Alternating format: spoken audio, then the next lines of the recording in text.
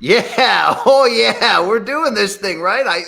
Luke Thomas, I think it's Friday, August 11th, 2023, but in the space-time continuum, we're recording this before or maybe after it actually airs. One of those things. But I'm Brian Campbell. You're Luke Thomas. And people always wonder, why do these losers always win all these awards? Because, Luke, we're willing to fill your holes on our days off, too. Are we not? And from what I can only guess is at most a 3-star motel. I mean, there's no way that they recommend this place on TripAdvisor, right? I can't speak too well to that. I should probably, can I zoom in a little bit more here live? Oh, look at this. But we're not live. There we go. Okay, look, I'm here. This is the award-winning Morning Kombat. I mean, it's such a good show. It's ridiculous, right? It's so good that we will even do it from motel rooms, excuse me. Where are you right now? I'm in Bethlehem, Pennsylvania, okay? The site. They call it Bethlehem. Corey Manici of Malka fame, Luke, is from this town. Is from this town right here. Look at me. Hi, I'm BC. So I'm the loose, happy-go-lucky host of the two if this is your first time, and my pedantic, self-loathing partner is right there, Luke Thomas. And this is like, hey, I'm on vacation and you're on vacation, but we still love our fans. So why don't we answer their questions, Luke? Why don't we fondle their mailbag, if you will? Will you?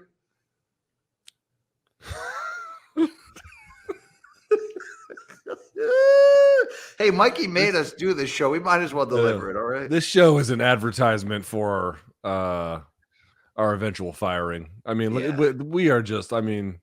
Do you know what my second favorite moment of European vacation was? Because my first was when Rusty got that German girl at the Oktoberfest scene in the back, and she remember that part? That was pretty decent, right? Mm-hmm. But number two was, do you remember when they were knocking on the door looking for their relatives, and Chevy Chase was like, "My family and I are looking for sex," but really he meant six, you know?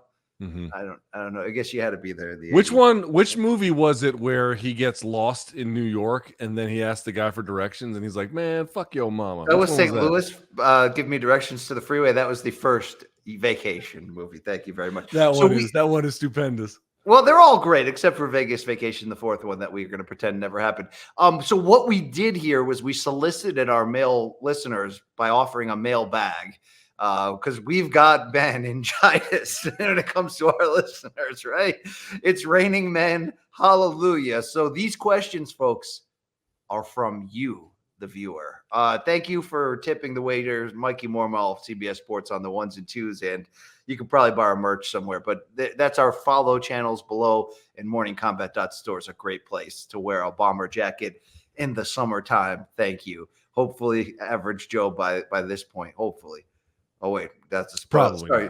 Spoiler-free shows from this point forward. All right, Luke, you want me to get into it, or do you have any preamble? I mean, look, we're allowed vacations. They can hate on us, but we are allowed vacations. I would say that I haven't seen it as I'm recording this, but by the time the audience sees it, I'll have watched the movie Oppenheimer. Oh, so wow. I'm going to see Oppenheimer. Okay, but because you are not only a loving husband, but a hashtag girl dad like the late Kobe Bean Bryant, would this be a Barbenheimer double bill for your family? Will you see both the Barbie movie and Oppenheimer? My wife already saw Barbie, and she said it's really not appropriate for Violetta, so they can't take her. And they've already seen it, so no, they're just gonna let me go, and they're gonna chill. So they don't want to go see Oppenheimer. No, that's not a Tukes approved movie, but I can't wait to hear your review. Luke. Are you going to see it on vacation, or wait, when are we filming this again? No, I'm still working at this point in the space-time continuum. This feels a little bit like Back to the Future, right? I'm not really sure what year. Are we in dystopian 1985? I'm not sure right now, but yeah, all right. Hey, our first question, Luke, came in under the auspices of Combat Sports from Victor Sanchez-Castro 8944. Do you think that's the year and date that Victor Sanchez Castro was born? August 9th, 1944. He would have way older balls than us. Those are some saggy balls. Let's see what he's got. Did you see that guy's balls? They were weird. Luke, who is having the better year in terms of putting on entertaining and meaningful fights? Get this, MMA or the box 2023. Dude, who is having the better year? How is this even in debate? I mean, but is it though? Is it? Huh? Is there a debate? And I say that respectfully because yes. boxing's having the best year in 20 years, or maybe, I don't know. I could pinpoint 2013 and 2007 as great years as well. But MMA, would you say it's been a bad year or just a bad PR year? It's been a bad. I don't even know if it's been that bad of a PR year. I mean, I guess. Well, yeah. Listen, the year got started off weird with the whole incident with Dana and his wife, which was obviously ugly and not awesome. And then the whole slap fighting thing has been weird. Yeah. And Connor's been weird. Then Ariel keeps 10-7ing people and it just got weird. It's lots of conflict, lots of just weird things going on. And so, listen, the UFC has a very strong roster and they've got strong broadcast partners. They're going to be able to put out even on a year that's not where not everything is going well. They're still going to be able to produce a pretty good product, but there's complaints about the Apex as well. Still, I think the UFC 290 was strong, 291 strong. There's been a lot of other ones. There's been a lot of other ones that have been really strong. And what I would just say personally, I don't know how you feel, but I just feel like, plus the UFC's got guaranteed revenue. The business is fine in MMA. There's nothing wrong with it. But what's happening in boxing is extraordinary, and the UFC is not having that. No, they aren't. They could. Maybe they will soon. Maybe they will in the second half. The UFC the UFC has had a lot of extraordinary years, and the way the market is set up, it's probably likely to have more. It's just that, is it happening right now? No, it is not. Can I ask you a question about your MMA fandom? Yeah. And this will be the combination of you being a fan and a fan-friendly, interested journalist who loves great fights. What has been the most redeeming, most rewarding year watching MMA in your existence? Boy, that's a good one. Well, you can't. So I first discovered UFC from a friend back in 1994. I mean, I guess that would be the thing that planted the seed in my brain. But the year where I really just heavily leaned into it. Been watching it before, but I'm going to say 2005 was not my favorite year, but that was a really big year for really getting involved and doing stuff. And then I would say probably 2000, in the Brock Lesnar run, 2009-ish, 2010-ish. Those were big. Those were big years in my life for sure. There's something about having a lightning rod atop the sport, whether it was Lesnar, whether it was Rousey, or whether it was McGregor.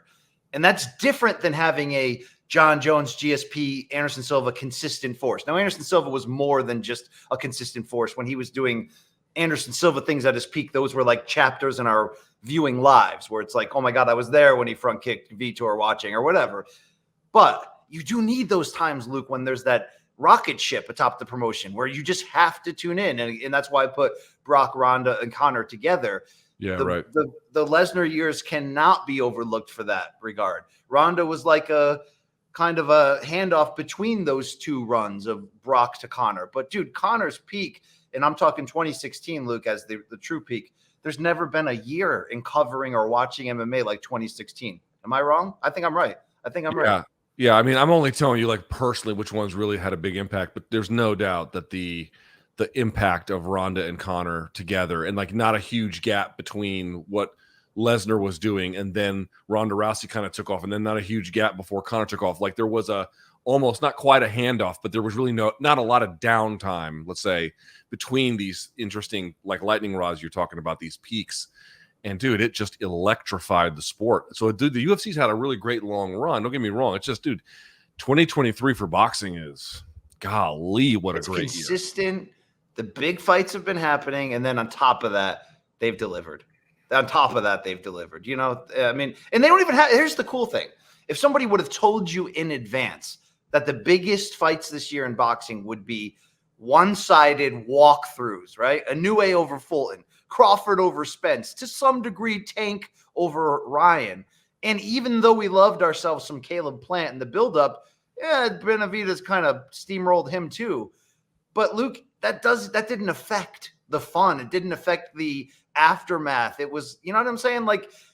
Boxing typically gives you the fights you'll accept, but not the fights you want, and then a mixture of bad decisions and moments that make you get out of it. man, this year's just been like they're going to stick the fist in and twist it a little, but no one's going to get injured.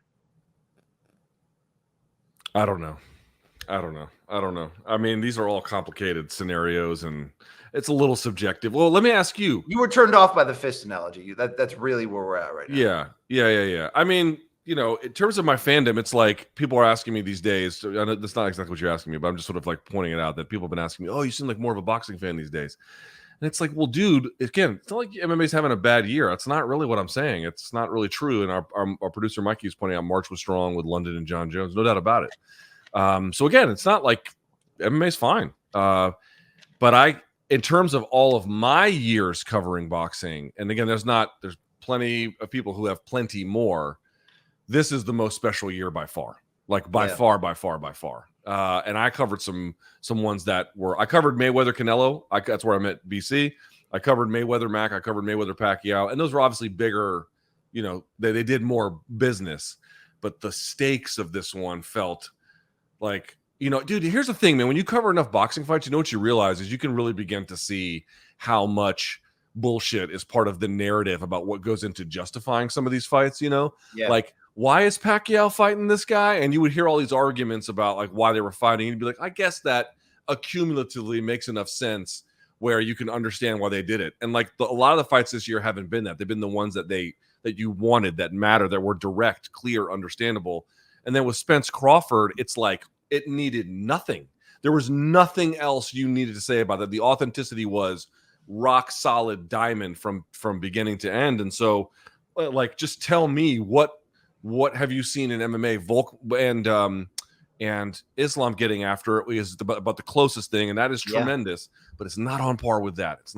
No, it isn't. But you're right. MMA has not had an awful year. It's had a bad year PR-wise. We've had to basically fill time on our podcast with a lot of stuff we'd rather not be talking about in comparison to what we normally are talking about, which are great fights and which ones are coming next. But it is interesting.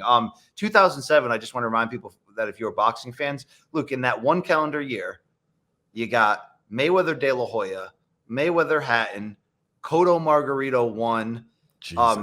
Kessler versus Calzaghe, unbeaten champion versus unbeaten champion. That's a sleeper fight. Yep. Cotto versus Mosley at Madison Square Garden, which was one of the sleeper great welterweight fights of this stretch. And that's just like the marquee events but back then it was every week you were still getting banged pretty good. You know what I'm saying? Believe me, I regret the fist analogy, but good question there to start off from Victor Sanchez Castro. Let's go over, Luke, to 114th Dream 9. That's his name, Luke. I don't know if that's a Bob Dylan reference or what. Do you guys believe that aliens have come here? And if it were proven to be undeniably true, I think it is. Have you been watching those congressional hearings or whatever that thing was?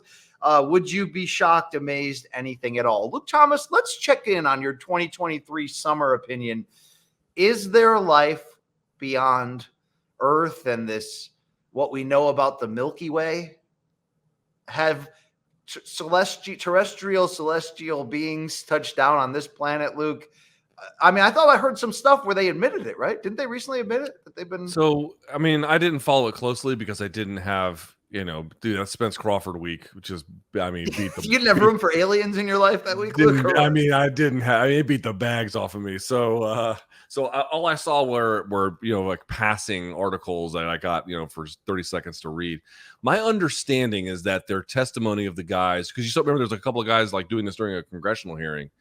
I think the whole thing fell apart because they don't have any forensic evidence that's reliable, and then more to the point, I guess these guys have also part of their scientific method is to use psychics, and I was like, that seems pretty disqualifying. So I don't know if I believe them, but I will tell you what, man. And also there was some who reported this? Someone reported recently there had been some CIA documents that were over time declassified, and one of them was that they had Air Force pilots doing media tours to just hey,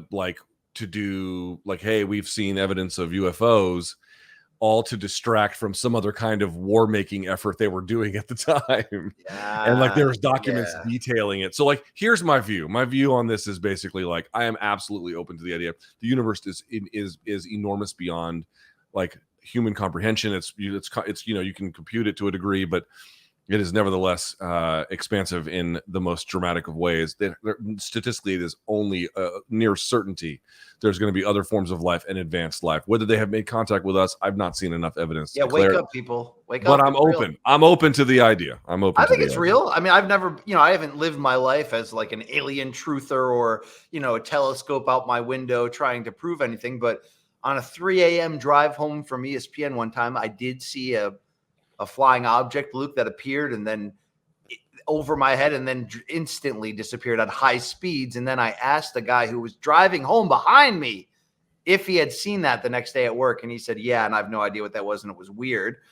I also believe that, the whole thing on ghosts and spirits, Luke, there's a lot of stuff that's real, Luke. But here's a more important question than my beliefs on this. Would you demand alien life to present a positive COVID test before you allow them to infiltrate you and probe you? Do we have good ones for aliens? And sub question to that, is it cheating on your wife if it's alien sex, Luke? I don't know. I figured you'd be the one who could be the guy who did whippets in the back of an Arbys would be, I think, much better situated to tell me about the buns with aliens. Luke, if we ever could do a show, like we do Room RSD 1.0 for fun once in a while, but we're also actively trying not to get fired. But I would like to tell you on camera one time, maybe on a Patreon, about certain nights where, yes, I was dabbling in the recreational, yes, extensively, but shit happened, Luke. And I'm never going to forget what I saw, what it felt like. Like, I've seen some shit, Luke. Okay. Not all the times that I've seen some shit has it been drug related, by the way, for the record. I was about to say, what are you about to declare to me right here? What is this a preamble to? No, I have not crossed over to the other life and consummated, if that's the direction that you're going. There's been no, necessarily. I was just curious. I've had some moments, Luke. I've had some unexplainable moments, and then I've you're like, never had anything like that. I've had some things. People won't be surprised by that. Look, there's a portion of our population on the show, and by portion, I mean 70% of our population, because they're all your P1 MMA only fans. I hate this clown. I think they literally think I'm like. Do you remember those words that Bud Crawford used to describe Ellie Seckback that we can't say anymore in 2023 at the press conference? The R word, yes. Yeah, I think people actually believe, Luke, that you found me on the side of the road, that I'm uneducated swine, although I am a very proud college dropout. In that, like, I don't even have journalistic training or experience that, like, that same bum that you refused to spot in your yard could have been me and could have been your co-host. That's what people really think, Luke. I don't think that they think that at all. Why do you believe that? I hear things. I see things and I hear things, Luke. Same things I heard and saw with the aliens, to be fair. I don't know. I feel like you have a lot of people who, for good reason, know that you are absolutely infantile and probably somewhat brain damaged, but nevertheless, occasionally humorous and, otherwise tolerable.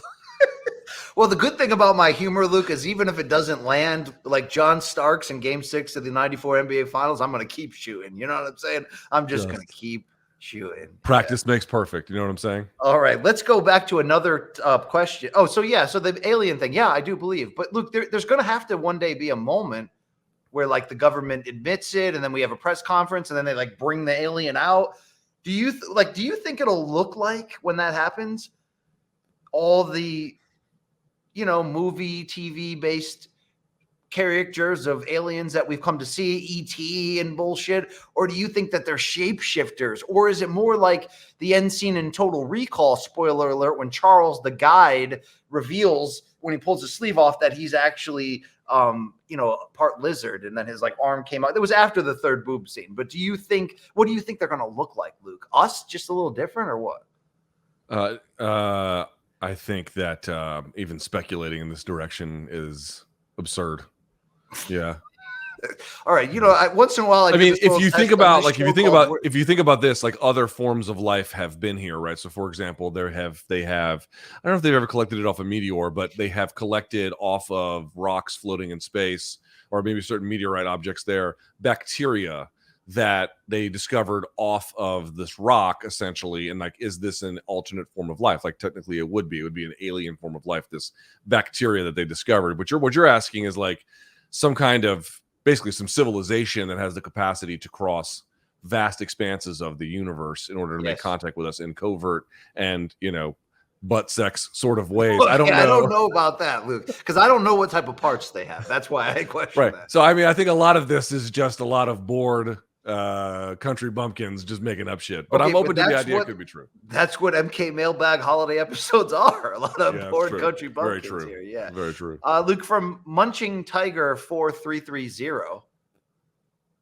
Is that different than the Crouching Tiger, Luke? Hidden Dragon, bro. It's a good movie too. What if judges had to wear headsets where they hear only the microphones above the cage so that they would hear the impact of the shot as well? Impact is the word I read a lot while going through judging criteria. Makes sense or not, Luke? So, Luke, he's saying an MMA judge, I guess it would work for boxing too, would have an earpiece that's directly tied to a microphone that's hanging right above the head of the combat sports participants. Would that allow them to hear the impact? Well, I got to tell you, you can tell. I don't mean to demean the question because the question comes out of good faith place, right? So let's treat it that way. But this is a bad idea because what basically people are trying to do is find some kind of technical solution to a much bigger problem, where it's like, hey, what kind of literally production equipment and production process can we use to ultimately solve a problem, which is how do we judge impact, right? How do we judge damage? How do we make assessments? Are they visual assessments? Are they auditory assessments? And then saying, oh, we'll give you some kind of technological aid to bridge that gap.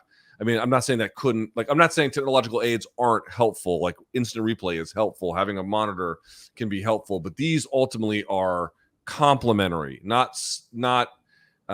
cannot supplant what needs a better process that needs to be in place and a better criteria and a better overall way of examining fights. I don't think extra micro, and by the way, only UFC and shit like that could afford it. What would regional promoters do? You'd still get bad decisions if that's what your solution would ultimately be. It's not really workable at scale either. So no, not a good solution. Let's keep it going. This is Dakota Hope 8028.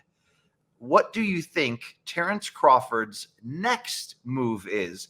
Do you think he will eventually move up and fight Canelo? How do you think a fight between the two of them will play out? So, Luke, we're recording this early before it goes, but we don't think Crawford will have a fight or any, real direction moving forward. But he has done some interviews of late, and moving up to 154 and facing Jermell Charlo does seem to be the direction that he wants. Not fighting Boots Ennis at 147, not necessarily fighting Spence again, although I'm sure, with the contract set up and the money, he would do that.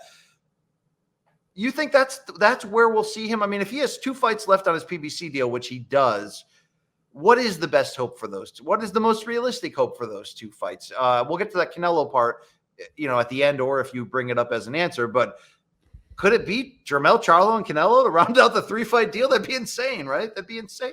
The Canelo one, I don't buy. Because I watched the interview that Crawford did with Ebro and Peter Rosenberg. Mm-hmm. And in it, they're like, how far do you think you can go? And he basically was like, realistically, because he was saying, you could go pretty far, but where winning and losing is a serious equation that you're talking matters. About up in weight, right? Yeah, up in weight. He was like 154 is basically as far as he sees himself going. So the problem is, it's like, dude, here, man, now it's, I got to tell you, dude, after what Crawford did, I wish we could be like, okay, let's stop this Charlo Canelo thing. I'm not sure who Canelo's going to fight. Maybe it's David Benavidez. Maybe it's David Morrell Jr. How about we Jamal, right? And then fuck all that. Fuck even making a rematch with Spence. You send Bud Crawford to 154 right now, and he fights Charlo for all of those belts, because I want to see Bud Crawford try something. If anybody has the right to try something this difficult, it is Bud Crawford. And I just feel like Charlo's going to have to get big to get to 168 to fight Canelo. Is he really going to go right back down to 154? He says yes. Man, I don't know. I don't know. So I believe that when I see it.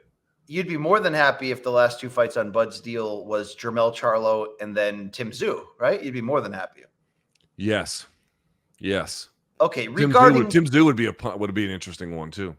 Now, let me talk about Bud at 160 and the idea. Now, I don't even know if Canelo can make 160 anymore. And even though Bud just had like the ultimate star-making all-time performance, is Bud versus Canelo like big enough that Canelo would be willing to cut pounds down? And it's like, that's a question. It'd be a huge fight, but that's a question. I get and respect Bud voicing what he feels is his own physical limitations and the idea that he thinks he could go up to 54 and be the same guy and potentially dominate, but would have questions about himself and the danger. And I don't, we flippantly talk about fantasy matchmaking at times in the combat sports world, sometimes because you get these rare aliens that do it. I mean, Inoue just keeps moving up and carrying the power with him. But Luke, I almost want to push back against Crawford's own built-in limitations. It's not that I'm not being respectful of the idea of how big of a leap it would be to go from welterweight 147 pounds to middleweight 160. It's rare that, no one does that instantly, right? It's usually if they get there over time. And typically, like great welterweights who have moved up to middleweight, haven't always, except for like Sugar Ray Robinson, hasn't always performed great. Like Oscar found his ceiling pretty quickly at middleweight and realized that wasn't for him. But we talk so much heading into Crawford Spence about how big Spence is, and Crawford looked like just as big with him, just as big as him, and just as long as him. And he does have that perfect long frame that would add muscle, particularly shoulders and back, if he committed to this. Now, again, I don't know if Canelo would be motivated enough to ever make 60 again. And, the idea of Crawford going up to 168 to fight for, now we're getting like super video game fantasy matchup. Like you're asking somebody to be Pacquiao, like you're asking like ridiculous things. But the gap in skill level that ended up being the case between Spence and Crawford, and maybe Luke, that is not an aberration, but maybe Crawford dominating him that easily was an aberration. Meaning, if they fought 5 times in a row, would all of them look as dominant in that way? Like maybe Spence had the worst night, maybe physically, maybe something. But, dude, he could go up to 54, and I'm starting to think even 60. He's a huge, long welterweight, and he wouldn't necessarily even need to put on a ton of muscle if he wanted to rely on speed more. Again, I'm not saying that punches 2 divisions higher won't, be a real threat to his chin and all this stuff. That's what all small fighters have to deal with. I just think he is so skilled, but has that backbone and that finishing mentality, that nasty mentality, that, he'd have to rely on a lot of movement in boxing for sure. But him versus Canelo, if they could ever do that at 160, dude, I'm not looking at that as unrealistic, absurd, all this. If it ever could happen, dude, I think Crawford could win that fight, Luke. And I don't think that's insane or like completely unrealistic. I don't. Like I said, dude, I'm not in a position to be like, Crawford can't do that. I do think we have to be realistic. Like, okay, so let's talk about what you would say is just absolutely not on the table. 168 seems fucking impossible, right? That's just way, way too much, right? Okay, so you still think 160 is... I'm not saying he couldn't win fights at 160. I don't know how many belts he's winning up there. Versus 154. And by the way, Jermell Charlo at 154, not a small guy at 154 at all. Like, he's big. Dude, that's a tough fight for Bud under every single circumstance. I think people are being you're getting, to me, 160, I don't buy. Him. But look, do you agree with this? People are just like, oh, Bud will kill Charlo. Dude, Charlo's a bad dude. I'm not saying I think he should be favored to win against Crawford at 154. But Charlo's no chump, whether we're talking about Jermell going up to fight Canelo, which he is, and I don't think people are giving him as much of a chance. And if Bud came up, even though I think Bud should be the favorite, dude, we got to see what Bud would look like against Charlo's quick, explosive counter punching. That'd be something to watch right there. Yeah, I'm not saying that Jermell Charlo is as good as Bud Crawford. That is absolutely not the point that I'm making. However, remember, he has all the belts at this weight class. I'm looking at the Castano win is nice. Stopping Tony Harrison the second time that they fought. Jason Rosario was nice. Austin Trout. How about that win over Lubin? Dude, that fucking win where he blocked it and then came up with the same punch on the same side. Or rather with the same hand anyway. Absurd finish of Erickson Lubin. Don't forget about the Charles Hatley one. Luke Hatley never panned out from the amateur background he had, but I was at that knockout, dude. That was nasty the way he set that up and finished him, dude. That was insane. So, but and also this is my point. Like, he's very good. He's not is he as technically skilled as Bud Crawford? No, I don't know. Not many guys are going to be, but he's good and he's big, and that's a tough challenge. And dude, and also like Jermell, dude, Jermell is the better of the two, I think. And dude, like that Castano win was nice. Like that, I didn't think he won the first fight, and then for him to come out and then beat Castano, again, I'm going to say it one more time, dude. He accepted the fight on Castano's terms, and then beat him there. Like that's big boy shit. Like you got to give that guy his credit, So, dude, seriously, a Crawford Charlo fight for all the belts, which I don't even know can happen because as we even record this, they're talking about elevating Zoo in one of the 4 sanctioning bodies and stripping Jermell. Basically, the news is that Jermell can enter the Charlo fight as the undisputed 154 champion, but the second the fight starts, he will be stripped, I believe, of the WBO, which would then see Zoo upgrade. So it's political semantics. But with all that said, stylistically, and in terms of knocking on the door to get you fired up to be entertained, dude, Charlo versus Bud is going, if they can get there, is a hellacious fight. I would love that. But we do have to see the fallout, like you said, of how does Charlo do against Canelo? Does that lead him to want to move right from there up to middleweight? I don't think so because there's money at the table. He's been building to this Zoo fight for a while. He only took the Canelo fight because brother wasn't ready. I think he would want to fight Charlo to defend his gym, Luke, right? I think he would. Yeah. And also, I mean, not Charlo, but Crawford. Bud Crawford is what I'm saying. I think Charlo would want to fight Bud Crawford. That's what I'm saying. Yes, I agree. Yes, I do think he would take that. I think he thinks he can win that fight, and maybe he can, but for sure, yeah. And also, let's say it one more time, dude. Bud Crawford turned into a star on Saturday night. Like he's a bona fide star. In fact, at the time of this comes out, I mean, I don't know what's going to happen, but I do know that like in the coming weeks, let's say, I would expect you to see Bud Crawford go on a substantial media tour. A substantial one. So Bud Crawford's about to blow the fuck up, everybody. Wow. Luke Thomas in the house. All right. Let's keep these questions going. Luke, would you grade the early questions we've read so far from our fans as decent? Pretty good. Yeah. Time in? Yeah, it's the first. It's the first 20 minutes of Dune. Okay, let's hear. Yeah, God, Dune. Man, don't get me going. Connor Vaughn 3510 is on the horn here. He says, "I know MMA fighters routinely cut 20 to 25 pounds on fight week. How much do boxers typically cut? Is it the same amount? I know wrestlers were the ones that started bringing weight cutting into fighting." Luke, I have known from hearing things covering boxing for years that it's definitely substantial weight cutting like MMA. And there are definitely at times fighters that are weight bullies like Julio Cesar Chavez Jr.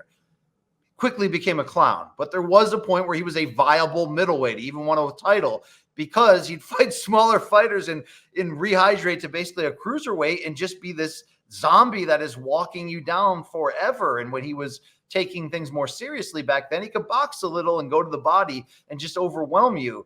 But I don't think they are cutting as massive. Every once in a while, Brandon Rios was a very dangerous cutter. He'd cut 25 pounds overnight, like just stupid numbers. But I think it's more prevalent in MMA and by extension, amateur wrestling, tell me if I'm wrong, to do these routine, ridiculous, oversized cuts that inevitably put you one step closer. Yeah, there's no denying. I mean, the reasons for it are pretty simple. Like, obviously, like the more a community does something, the better they're going to be at it, right? So like the wrestlers do have, good practices on losing weight. How healthy they are, I don't know. But like in terms of accomplishing the goal of making the weight that they've got, they've got a refined process, relatively speaking. That's the first thing I'd say. But also, like, it's just the demands are different. Now, if you're wrestling a tournament and you're really trying to advance, this can get complicated. But remember, BC, if I'm wrestling, what am I wrestling for? 2 minutes, 3 minutes, these bursts, right? That's just so different from boxing, where if you have a 12-round bout and then you have 1 minute in the middle, dude, we're talking, even an MMA bout with 1 minute in the middle is only 30. Just the 36 minutes from the 12 rounds is more than that. Then you add in all the other ones. And I know you're not getting beat on. I'm just saying it lengthens the process in those middle stages. And so it's just much more taxing, much more unforgiving. And so boxers have not been, I think, as willing to make some of those demands. And MMA is weird too, because back when guys made substantial cuts, like, Matt Hughes or whatever, they would still just wrestle you and get on top, where they're fighting you on like completely advantageous terms and like little wrestling terms, But now in modern MMA, we know how bad it is. It's harder to pull that off, blah, blah, blah. But guys still cut a lot in MMA. They still cut a lot. Yeah, I wish people would fight at their own weight and be healthier. And but Luke, people want the edge, right? That's why they use performance-enhancing drugs. They want that edge. When people say they're looking for any edge, they're looking for any edge. No, they're looking for drugs. Yeah. No. And also whippets in the back of an Arby's. But yeah. Well, I mean, could I say I'm proud of that, Luke? No, but a Jamocha shake in one hand, a beef and cheddar in the other, some good friends. I've never had what? Let me ask you. Here's my mailbag. Here's my mailbag. Oh wow. Yeah. Hanging low. Indeed. Yeah. Like Doug Stanhope says, like pulling the pizza slice away from the pie. The cheese just stretches. That's okay. What would you you take me into an Arby's. We're on a best friend date. Yeah, right? I like this. Okay. Now here we go. Your job is to convince me with one order, and you can order a bunch of stuff, but you can't overwhelm me. No, I got it. It's the only order that hold on. Let me set it up.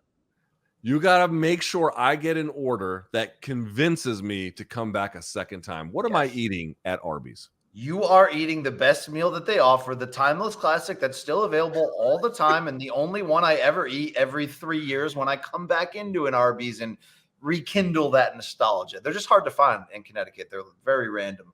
But beef and cheddar, or most likely get 2 beef and cheddars, side of curly fries. Now, I'm going to force you, though, to put ketchup on one of the beef and cheddars and Arby's sauce on the other. Arby's sauce is like this combo of ketchup and barbecue kind of with something else in there. It's not overpowering. It works out. And then, Luke, you got to get the Jamocha shake, which is, I believe it's, it's, the mocha part of it, it makes sense, but there's almost like a banana taste in that mocha as well. It's an incredible shake, Luke.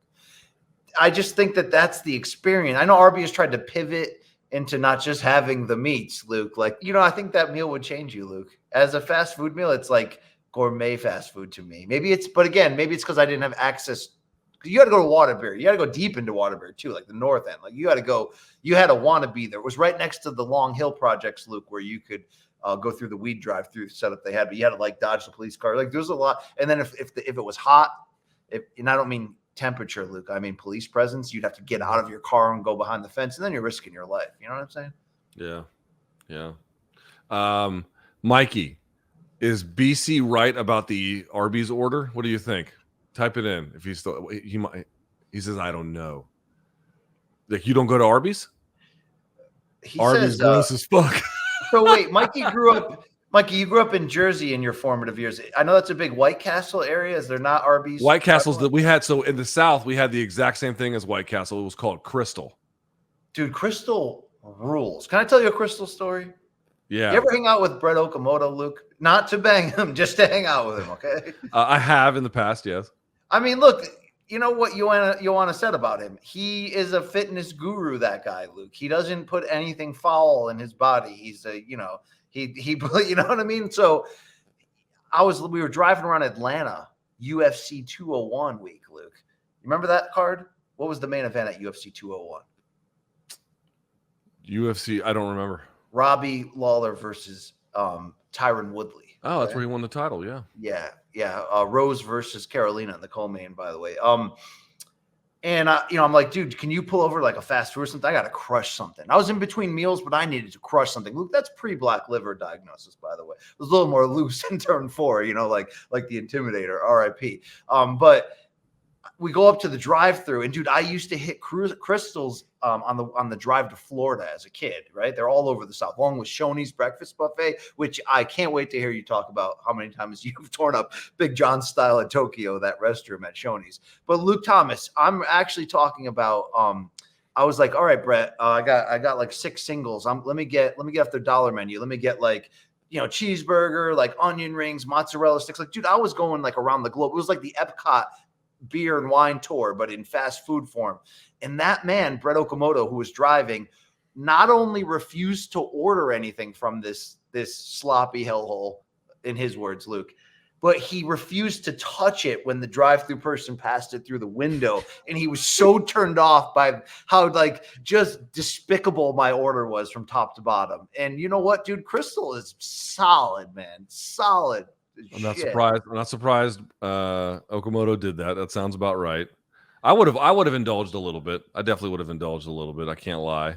I mean, dude, you hit up a Shoney's breakfast buffet as a kid, right? They're all over the South. I don't think I ever did that. My mom was ahead of the curve in like talking us out of eating processed foods. She knew back in the 80s. My mom, so that's the thing. Like my mom grew up, you know, people always talk about the Mediterranean diet. Dude, that was just how my mom ate. Yeah. You know what I mean? Like before I ever had a name, my mom would eat all of, and when I remember one time looking when someone was like, we got to have a Mediterranean diet. And then you'd look at it, it's like, dude, this is all the shit my mom made me as a kid all the time, you know? So that's pretty awesome that she was. She would never. We would eat like, you know, my dad, because my parents were obviously divorced, so like my dad would take us to McDonald's and stuff like that. So I definitely had it, but it was pretty sparingly relative to people whose parents were just like whatever, you know. Yeah, my parents were definitely like whatever, but I think it's because, Luke, you know, my parents grew up in the late 50s, in the 60s, so I think to them as kids going to earlier McDonald's, this is my theory. I think that they still looked at it as like a restaurant, not a elbow, armpit grease hellhole, right? So by the time we came around, dude, we had McDonald's like once a week for dinner. And that doesn't count like the times you're driving and you can like convince your parents with like a last minute, Hail Mary attempt to get like milkshakes or fries or something, right? No, that was like one meal a week was like, yeah, we'll go to McDonald's. I think they just didn't know better. But then, dude, the 80s was and especially the 90s was the breakout. It was the peak of processed food, dude. I think 75% of the meals I ate in high school were, you know, heated up in the microwave or were, dude, I would put plastic in the microwave back then all the time. Like, the stuff you wouldn't do now, all that's like. Okay. How about this? My mom never had a microwave in the house. Wouldn't allow it. Okay. So like if you wanted to pull fries, for example, out of the freezer and just, you know, bang some out and just eat some, dog, you had to preheat the oven. You had to lay them out on tin foil. You know what I'm saying? Like on a tray. And then we had to bake them. Like that was, so like it was always easier just to eat like whatever she was willing to make, or, you know, that kind of stuff. Like what? Like soy chips and plantains, Luke? No. But like, for example, we always had rice on hand. Just always. Yeah. There was always rice. We always had rice. My mom always had salads. Like every day we had salad. Like every single day of my life with my mom, we ate salad. Dude. And so she was also a good cook. So on occasions there would be pastries and stuff like that. And, you know, obviously ate a lot of animal protein, but I grew up on hummus. I grew up on tabbouleh. I grew up on like stuff was just always around. That's actually awesome. And it's great to have that in your sort of foundation that is natural for you. But Luke, I think I said this before. You're not going to be surprised. When I moved out when I was 21 and got a 3rd floor dirt hole apartment, literally over the town green in my town. Like, remember on the documentary when I was like dancing around the town green, like the apartment was like right there. 25-cent beers at Melissa's Cafe, right? A block over. Dude, I didn't use the stove one time in the 5 years that I lived there, Luke. One time a girlfriend cooked me mac and cheese on that stove. I didn't use the stove or the oven one time in 5 years. Do you realize because my aunts knew that I had moved out. So like for Christmas, they'd buy me like a Costco sized row of like Chef Boyardee cans. So like a 50 pack or something. Dude, I had mounds of those in my kitchen on the floor. And I mean, that was a lot of my meals. Do you know how, no wonder why I have a black liver. Like, do you know how, because all my other meals were just takeout. It was takeout and Chef Boyardee, dude. Luke, I probably could have died. Like I used to play pick a ball in my 20s and fall to a knee and not be able to see because it'd be all like blotches of colors. Like I was that out of shape at times, Luke, you know? Yeah, that's not my upbringing. I mean, don't get me wrong. When, you know, it was time for Dad to watch us, there was a lot of Del Taco in the back of the car. Let there be no mistake about it. But dude, my mom was when it came to that kind of stuff, she was a disciplinarian, man. All right. You ever think about breaking out that whip and being like, Tukey, your days of eating sweets are over? Nah, we don't have to fight her too hard, but like what bums me out is like when she was a baby, when she was 6 months old, we took her to Colombia and then we were at some restaurant and someone it was a big family dinner for my wife's family. And like someone at the table actually ordered hummus And it's the consistency is soft for a 6-month-old to eat, basically. And so I was like, she was hungry and I didn't know what else to feed her. So I tried to give her some and she loved it.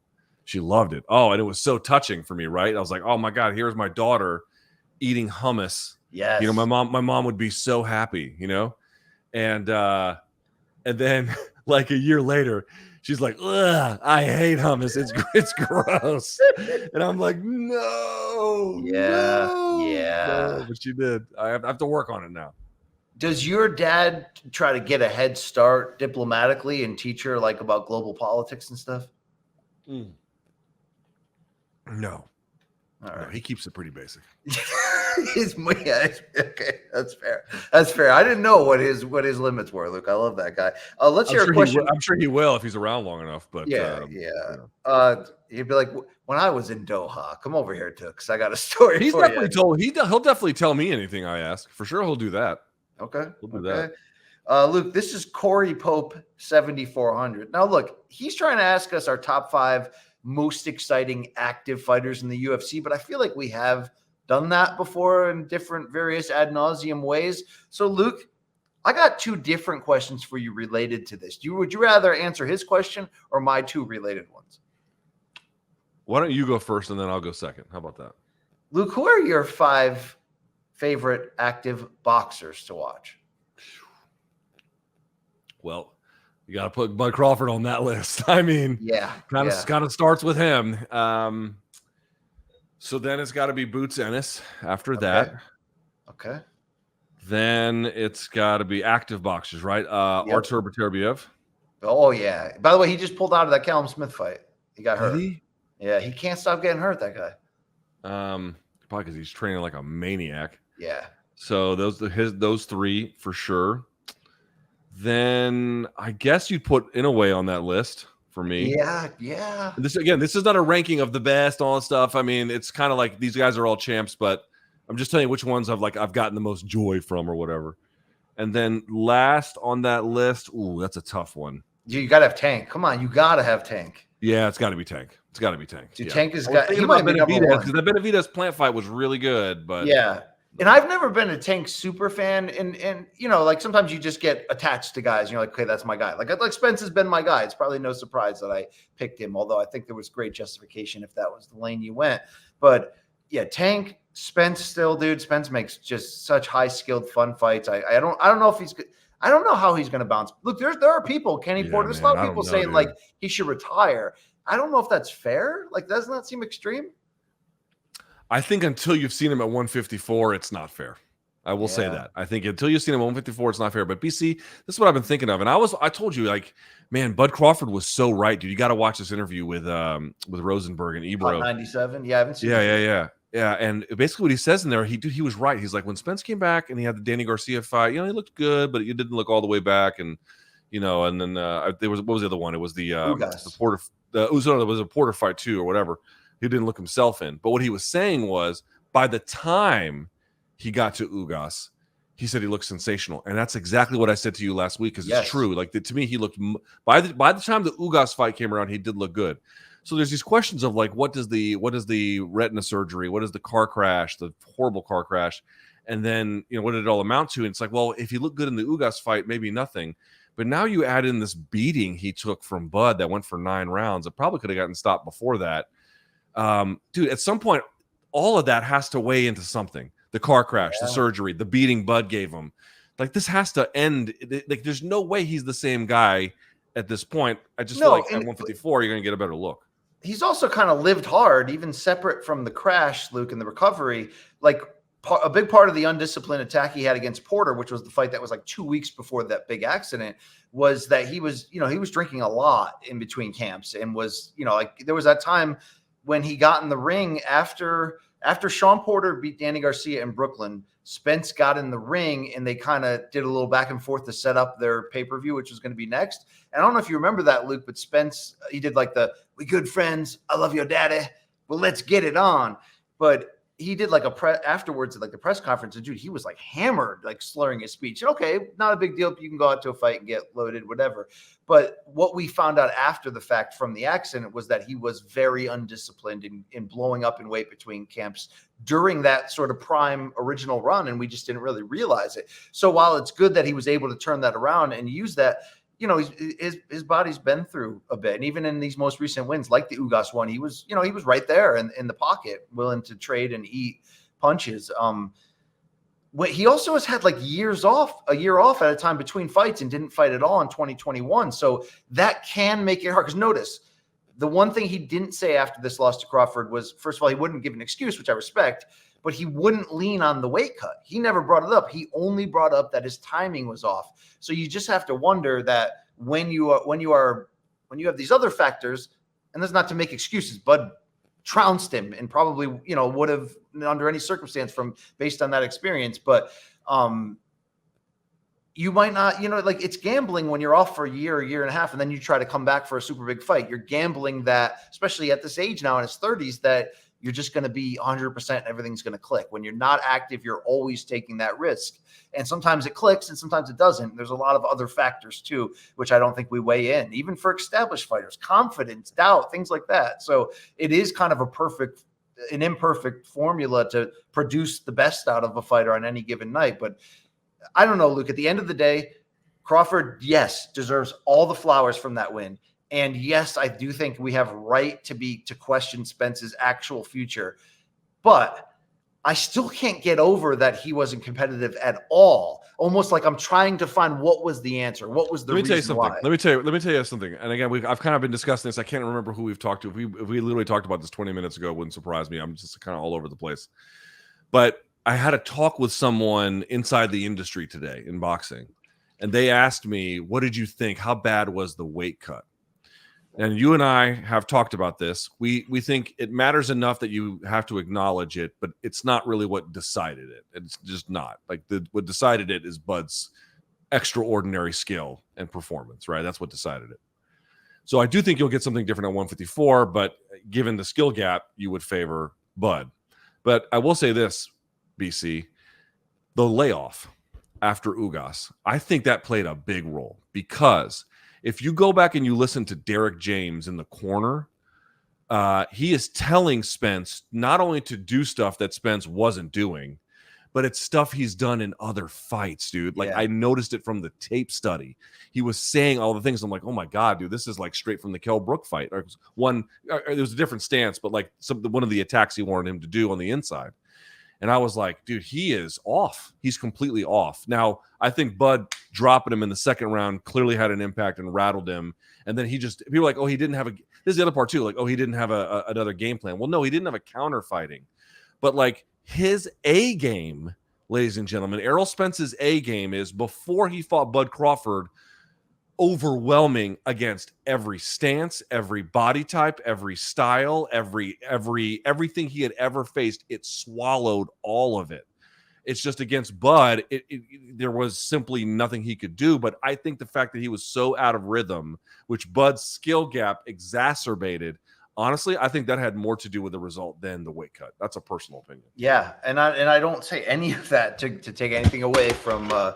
We didn't need that. We didn't need that. To take anything away from Bud, obviously, it's just that, look, we've covered Spence a long time. It was shocking that there were, he tried to have moments. There were no moments, more or less, in the end. You rounded out your 5 favorite boxers. I think you got to have Usyk in there for me personally, Shakur Stevenson, Jermell. I mean, I could just keep naming, but it's like, how about Benavidez and Morrell? Both of those guys, I think, are really fun to watch. There's a huge amount right now, and the best part is all these guys, for the most part, are young. I could add Teofimo in there. He's a reality show. You have to watch him, Luke, in that there. But I wanted to spin off this guy's question, Corey Pope, 7,400. And you think I'm going to entrap you, but I'm not. Luke, he wanted to know your 5 favorite active UFC fighters to watch. But again, we've done that. So what are your 5 favorite female UFC or MMA fighters to watch? And again, I'm not trying to trap you about looks or Instagram or OnlyFans. Like all time or right now? No, active fighters right now. Which 5 females are you like? Does their game make you the most intrigued when you watch? That's a good question. Let me see. Let me think about that. For sure, Aaron Blanchfield, got to be top of that list. She is an exciting moment. Tatiana Suarez. Yep. For sure her. Dude, how about Dern? She's got to be in there too. She was, and she fell out, and then she had that last performance. So now I guess she's on the bubble for me, Yeah. She might be going to the NIT. I'm not sure if she's gonna play in the round of 64. I'm still trying to decide. But okay, so those two for sure. I would say Shevchenko. I think that there's a lot of people online that are horny for her, and it's overwhelming and off-putting, but her skill and her accomplishment have been important, and I've enjoyed watching it. She's brilliant to watch. I think even when the fights get boring, and sometimes they are if her opponents don't engage, I just think she's brilliant to watch. It is, for sure. Obviously, I have great appreciation for Zhang Weili, but I don't know if she's like, I mean, because she's champion, it is destination viewing. I just don't have the same kind of sentimental attachment in that way. I'm trying to think, dude. Are we? Oh, you know what? Maybe Stamp Fairtex. Oh, she yeah. She puts on fun fights, bro. Like they're not. There's a high charisma entertainment value to that, and when she mixes it with savagery, it's worth a watch. Yeah, definitely. I feel like I don't know. It's weird. The women's game, for example, like someone like Erin Blanchfield, I'm so glad she's here because this next generation of well-roundedness, the modern MMA game, she can do all the things that a modern MMA fighter is supposed to do, and then certain things exceedingly well. And she's like vicious and mean. This is what you want, right? Like a young person who she reminds me of Ilia Topuria or vice versa, like these young guns who are already so skilled, just kind of like mowing people down. Like you really love it. But the women's game, I feel like maybe several years ago around the time of Ronda, just had more personalities that were bigger, and I don't know what to attribute that to. Maybe the media coverage of the women's game, maybe it's just, it ebbs and it flows. I don't know. But I feel like Stamp Fairtex, like, I don't know that I rate her on the way that I would rate, I don't watch her for the same reasons I would necessarily watch Erin Blanchfield. But one has done a good job of celebrating her personality, and it makes a difference in the end, Yeah, absolutely. I'm with you on that. I still think Rose is the most interesting female fighter to watch. Luke, the fights are always something going on in those fights for sure. She's great. She's great. Look, David Kirsch 5964 has a wordy question. This is kind of interesting. What do you guarantee that's his PIN number? So if you get his credit card, just drain that fucker's bank account. Wow. With the reports of Disney thinking about selling small stakes of ESPN to leagues like the NBA and NFL, instead of selling ESPN outright, do you think that Endeavor could be one of the companies that they sell a stake of ESPN to? If Disney goes down that route, and if so, how do you think that would impact the number of cards in UFC per year and the quality of the cards? So, Luke, they're saying if parent company Disney starts selling pieces of ESPN and Endeavor buys it, would that give them more influence too, or how would that affect their matchmaking? I mean, I'm just completely of the belief that, like, here's how me and BC are old. I think you can pull the camera back there, Mike. Yeah, this is usually where I touch myself while Luke talks. So please, thank you. Yeah, I bet you do. Sick Arbys eating bastard. But oh god, now you got me derailed. What the hell were we talking about? Disney and stock and Endeavor. Oh yeah. I mean, that's how you know we're old. It's like I think sports journalism is basically going away. I think the sports influencer world. And it's sort of a broad term for a lot of different things that get called influencer that aren't necessarily that way. But anyway, you get the idea. All of these old legacy media outlets and media businesses right now in trouble and in a lot of different ways. And I just feel like, people asking tough questions, making it hard. Everything is about brands working together. Everything is about, like no one is trying to work. Everything is about access. Everything is about like shutting up about any bad questions, taking the money where it's coming from, celebrating who the people are you get told to celebrate, and then moving on to the next job the next week over. Like all of the stuff that sports journalism used to do is so clearly going away. I don't know where it's going to go. There's some market for it. I don't know. So to your point, I absolutely think if they put it up for sale, Endeavor would try to buy it. Whether they would, I don't know. But I think they would. And if they did, I 1 billion% believe Like, dude, when does the UFC buy something and then soft touch it? Like, it's just not what they do. It's not what they do. What they do is control. What they do is fastball. What they do is that all the time. It's what they know. It's been their key to success. It's been their key to domination. They're not about to change it now.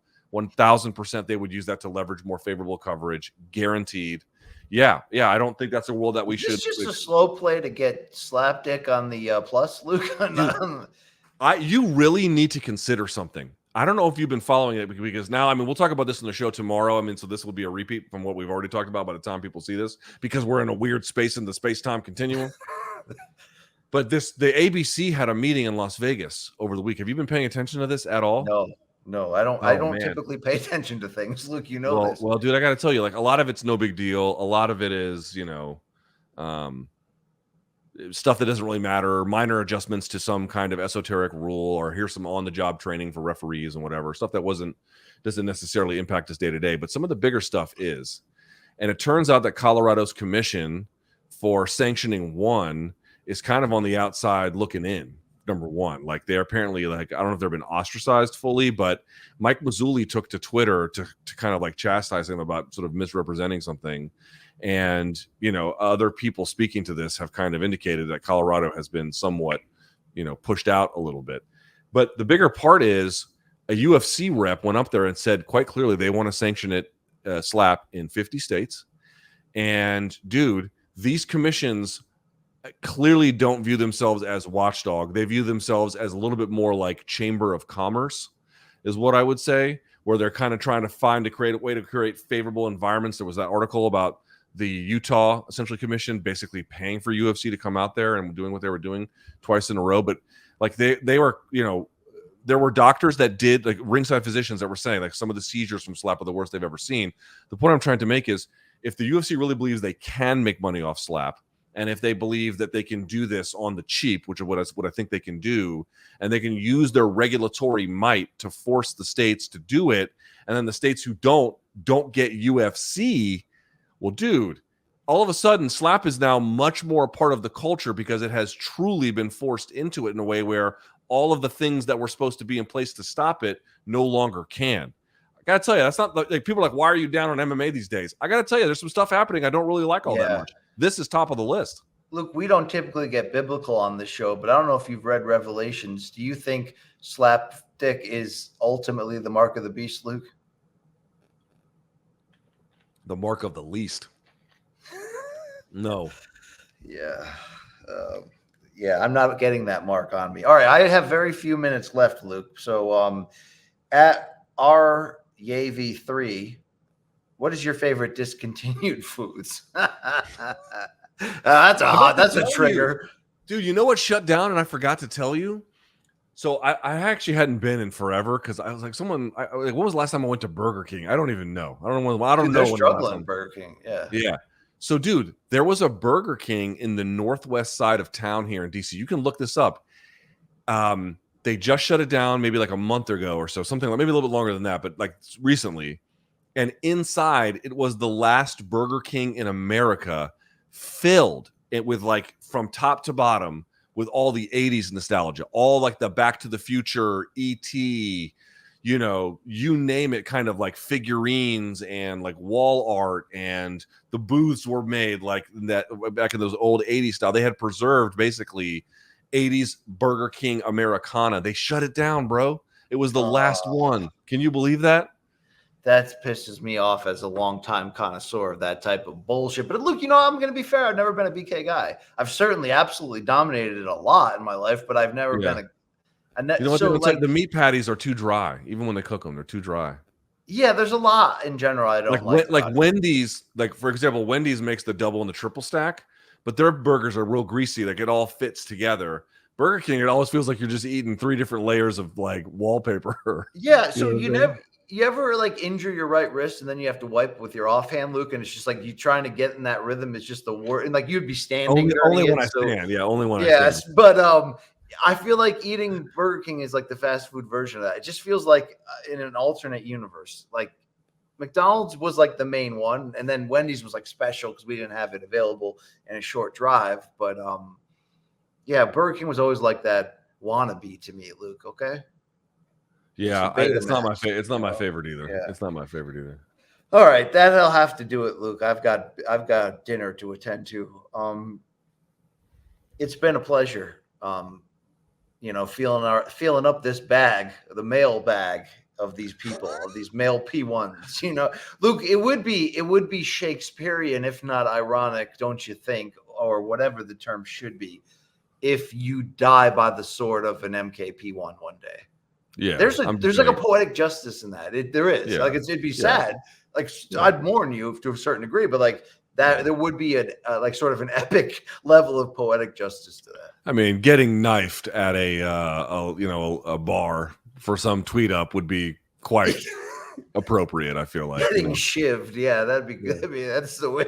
That's the MK way, right there. Calling someone's tattoo like rough. Someone just comes and fucking knifes me right between the 6th and 7th. Well, that's a sour note to end on, Luke. I'm sorry about that. Thank you, Luke. Do you want to take us out of here? I'll just sit here and hope that. No. What is your order tonight? Tell us what you're eating, and then we'll go. Well, I'm going to the Chop House, and I am allowed one beef meal per week. So I haven't done the steak. Steaks hurt. I mean, they hurt bad, Luke. My liver's not made for steaks anymore, but I'm thinking about doing a steak. Ooh. Okay. Well, don't you go dying on me. Either that or I've been getting the scallops lately when I'm not paying. When other people. I'm not a scallop guy. I'm not a scallop. I mean, when done right, it is. They're good. They're good. I've eaten them. I eat them, but I'm not a scallop guy. Scallop guys are weird. If they miss on it, it's like it sounds like a cover band and it tastes gross. You know what I mean? Like it's like there's times when I don't know. I feel like barbecue ribs is the same thing, Luke. It has to be top shelf or I can't do it. It's like you know what I mean? Okay. All right. I think we're done. That's Brian Campbell. I'm Luke Thomas. Leave us a nice review. Please don't fire us. Bye, everyone.